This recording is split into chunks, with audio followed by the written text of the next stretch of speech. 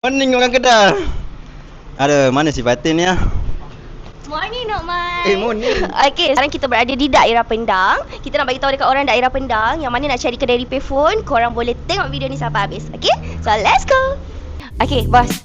Benda paling common lah saya nak tanya sikit dekat bos. Kalau customer datang selalu diorang nak buat apa?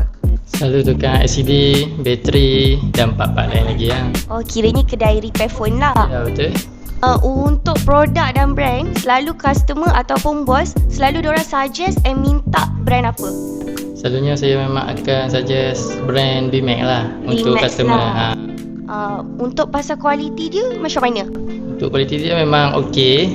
Daripada lain-lain brand memang sangat okey lah. Buka pukul berapa, hari apa dan di mana? Okay, saya buka setiap hari kecuali hari Selasa sahaja. Buka pukul 12 tengah hari sampai 10 malam. Okay, so bertempat di mana? Di Pendang dekat dengan Buruk Air Tok Besar. Okay, habis dah. Jom kita pergi kedai kedua pula. Jom. Manalah si Fatih dengan Nokman tadi macam cepat. Ni kedai kedua dah kita.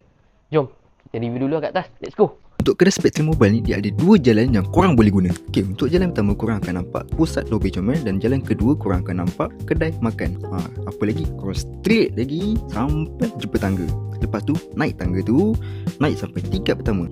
Dah naik sampai tingkat pertama ni, korang straight belok kanan. No corner-corner, mau belok kiri pula. Straight lagi, kanan balik. Selamat datang ke Spektrum Mobile.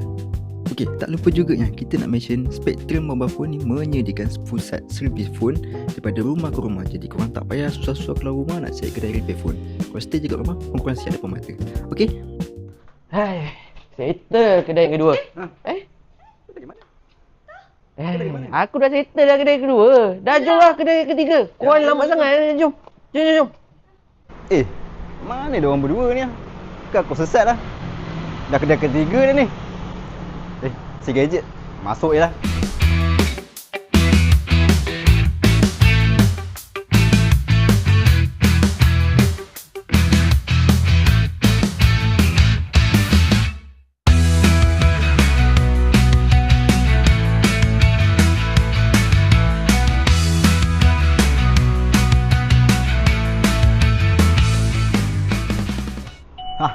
Settle kedai ketiga.